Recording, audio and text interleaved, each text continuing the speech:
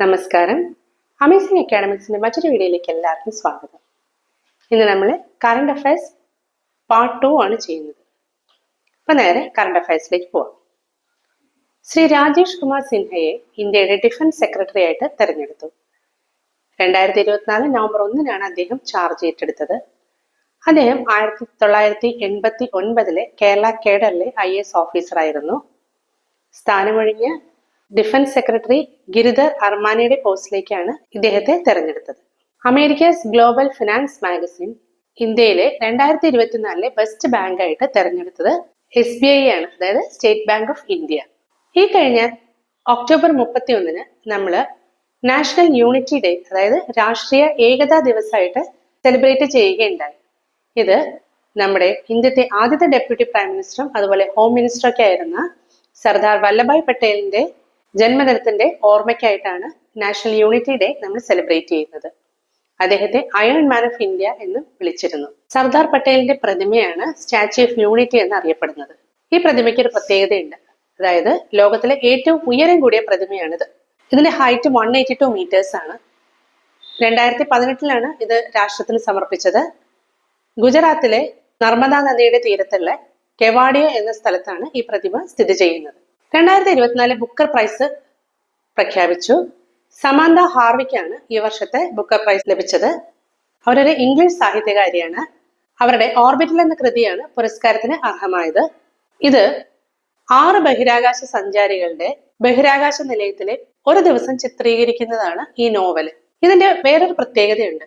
ഇതിന് ആകെ 136 പേജുകളാണ് ഉള്ളത്. അതായത് ബുക്കർ പ്രൈസ് കിട്ടുന്ന ഏറ്റവും ചെറിയ രണ്ടാമത്തെ ബുക്കാണ് ഓർബിറ്റൽ. അപ്പൊ ഇതിനു മുന്നേ 1979 ഏറ്റവും ചെറിയ ബുക്കായ ഓഫ് ഷോർ എന്ന കൃതിക്ക് ബുക്കർ പ്രൈസ് ലഭിച്ചത്. അതിന്റെ രചയിതാവ് പെനിലോപ്പ് ഫിറ്റ്സ് ജെറാൾഡ് ആണ്. അദ്ദേഹത്തിന്റെ ബുക്കിന് 132 പേജുകളാണ് ഉണ്ടായത്. അതായത് സമാന്ത ഹാർവിയുടെ ബുക്കിനേക്കാളും 4 പേജ് കുറവാണ്. ഇനി നമുക്ക് സമന്ത ഹാർവിയുടെ വേറെ കൃതികൾ ഏതൊക്കെയാണെന്ന് നോക്കാം. The wilderness, all is song, dear thief, the western wind, ഇതെല്ലാം അവരുടെ വേറെ പ്രധാനപ്പെട്ട കൃതികളാണ്. 53.75 ലക്ഷം രൂപയാണ് ബുക്കർ പ്രൈസിന്റെ ക്യാഷ് പ്രൈസ്. സഞ്ജു സാംസണ് എല്ലാവർക്കും പരിചിതമാണല്ലോ.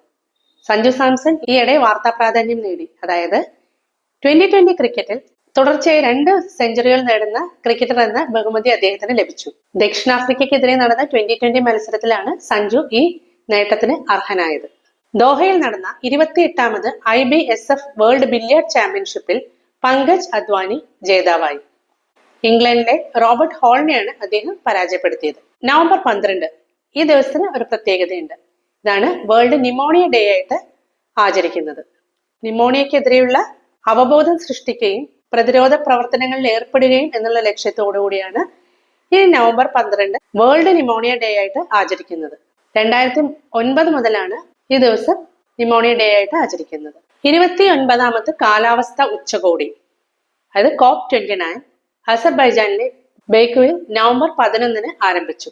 നവംബർ 11 മുതൽ 22 വരെയാണ് സമ്മേളനം നടക്കുക. ഈ സമ്മേളനത്തിന്റെ മുഖ്യ അജണ്ട ദരിദ്ര രാജ്യങ്ങൾക്കുള്ള കാലാവസ്ഥാ സഹായത്തിൽ പുതിയ തീർപ്പുണ്ടാക്കുക എന്നുള്ളതാണ് ഈ വർഷത്തെ അജണ്ട.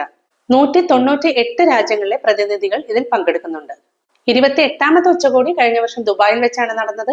അതിന്റെ അജണ്ട ഫോസിൽ ഫ്യൂവലിന്റെ ഉപയോഗം പരമാവധി കുറയ്ക്കുക എന്നുള്ളതായിരുന്നു. 55ാമത് ഇന്റർനാഷണൽ ഫിലിം ഫെസ്റ്റിവൽ ഗോവയിൽ നടക്കും. നവംബർ 20 മുതൽ 28 വരെയാണ് മേള നടക്കുക. 81 രാജ്യങ്ങളിൽ നിന്നായി 180ഓളം ചിത്രങ്ങൾ മേളയിൽ പ്രദർശിപ്പിക്കും. അപ്പൊ ഇതിന്റെ കൂടുതൽ ഡീറ്റെയിൽസ്, അതായത് ഏതായിരുന്നു ഏറ്റവും മികച്ച ചിത്രമായിട്ട് തെരഞ്ഞെടുത്തത്, പിന്നെ ആരായിരുന്നു ഉദ്ഘാടകൻ എന്നൊക്കെയുള്ളത് നമ്മൾ നവംബർ 20 ശേഷമുള്ള അപ്ഡേറ്റ്സിൽ പറയാം. അമേരിക്കൻ സർക്കാരിനെ കൂടുതൽ ശക്തിപ്പെടുത്തുക എന്നുള്ള ഉദ്ദേശത്തോടുകൂടി അമേരിക്കയിലെ നിയുക്ത പ്രസിഡന്റ് ശ്രീ ഡൊണാൾഡ് ട്രംപ് ഒരു സമിതി രൂപീകരിച്ചു. അതാണ് ഡിപ്പാർട്ട്മെന്റ് ഓഫ് ഗവൺമെന്റ് എഫിഷ്യൻസി, അതായത് ഡോഡ്ജ്. അപ്പൊ നമുക്ക് ഇതിൽ എന്താണ് പ്രാധാന്യം എന്നല്ലേ, നമ്മൾ ഇത് അറിഞ്ഞിരിക്കേണ്ട പ്രാധാന്യം എന്തെന്നല്ലേ. അതായത് ഈ ഡോഡ്ജിലേക്ക് തെരഞ്ഞെടുത്ത 2 വ്യക്തികളുണ്ട്. ഒന്ന് ഇലോൺ മസ്ക്, രണ്ടാമത് വിവേക് രാമസ്വാമി. ഈ വിവേക് രാമസ്വാമിയുടെ പാരന്റ്സ് ഇന്ത്യൻ ഒറിജിൻ ആണ്, അതായത് പാലക്കാട്ടുകാരായ മലയാളി ദമ്പതികളുടെ മകനാണ് ഈ വിവേക് രാമസ്വാമി. ഇലോൺ മസ്കിനെ നിങ്ങൾക്ക് എല്ലാവർക്കും അറിയാം, ടെസ്ല മോട്ടോഴ്സിന്റെയും അതുപോലെ സ്പേസ് എക്സിന്റെയും എല്ലാം സ്ഥാപകനാണ്. വിവേക് രാമസ്വാമി അമേരിക്കയിലെ ഒരു ബിസിനസ്മാൻ ആണ്. റോവിയൻ സയൻസസ് എന്നുള്ളൊരു കമ്പനി അദ്ദേഹത്തിന്റെ ഉടമസ്ഥയിലുള്ളതാണ്. Woke Inc, truths, nation of victims, capitalist punishment ഇതെല്ലാം അദ്ദേഹത്തിന്റെ പ്രധാന കൃതികളാണ്. അപ്പോൾ ഇത്രയൊക്കെയുള്ള ഇന്നത്തെ വീഡിയോയിൽ നമ്മൾ ചർച്ച ചെയ്യുന്ന കറണ്ട് അഫയേഴ്സ്. അടുത്ത കുറച്ച് കറണ്ട് അഫയേഴ്സുമായിട്ട് അടുത്തൊരു വീഡിയോയിലൂടെ നമുക്ക് വീണ്ടും കണ്ടുമുട്ടാം. Until then, stay connected. Bye from Team Amazing Academy.